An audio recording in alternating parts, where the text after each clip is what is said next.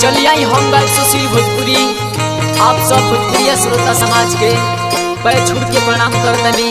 आज हमार recording Mahakal studio पीरो में हो रहा बा, जिसमें हमार संदीप भैया जी बानी और ये गीत के सजौले बानी श्याम सन्यासी जी। तो देखी यही होली के महीना में एक जनी के मर्द बाहरा कमाए गए बड़े और अपना मर्द भी फोन लगा के का कहतड़ी कैसे कहतड़ी आई गीत के माध्यम से सुनी सबे।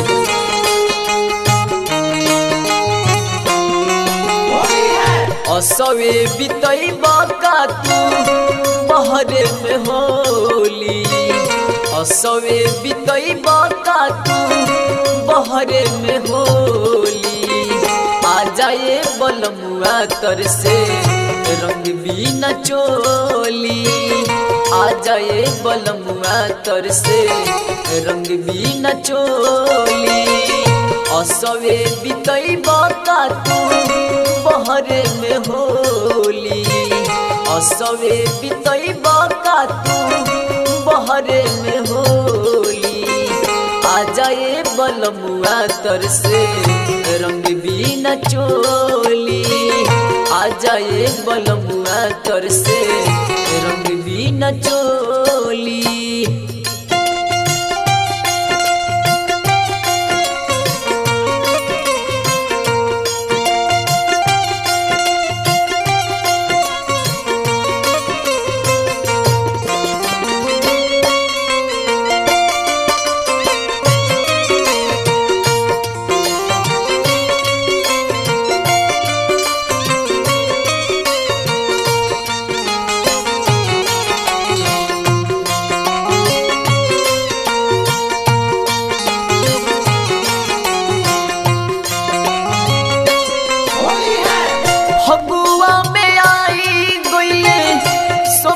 सजान हो देखी देखी हो रेला एहो पिया मान हो। फगुआ में आई गईले सबके सजान हो देखी देखी हो रेला एहो पिया मान हो। जिया कुहू कहवाटे कोयलर के बोली, जिया कुहू कहवाटे कोयलर के बोली। आ जाए बलमुआ तर से रंग बिना चोली, आ जाए बलमुआ तर से रंग बिना चोली।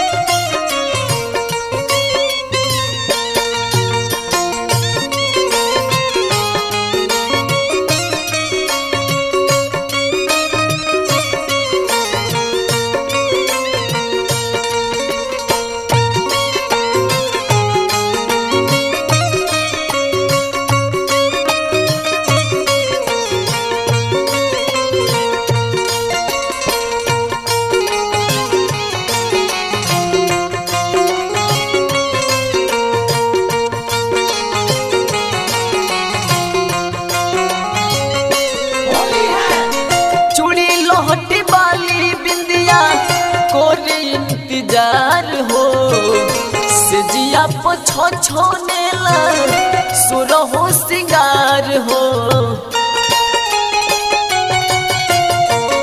चूड़ी लोहटी बाली बिंदिया कोर इंतजार हो से जिया पछो छोनेला सुरहो सिंगार हो।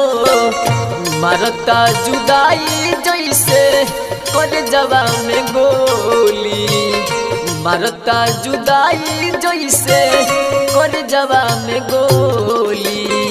आ जाए बलमुआ तर से रंग बिना चोली, आ जाए बलमुआ तर से रंग बिना चोली।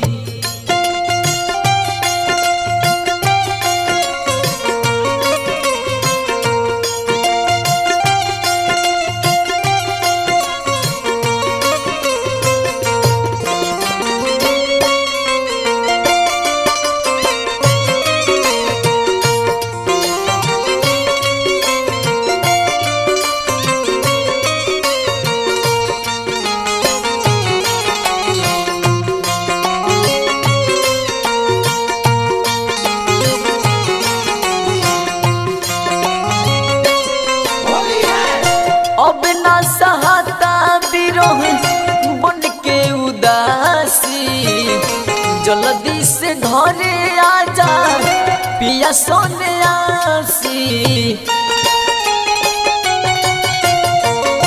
अब ना सहाता बिरह बन के उदासी जल्दी से घरे आजा श्याम सोनियासी सुनाए सुशील दिल कोहे बात खोली सुनाए सुशील दिल कोहे बात खोली आ जाए बलमुआ तर से रंग भी न चोली आ जाए बलमुआ तर से रंग भी न चोली।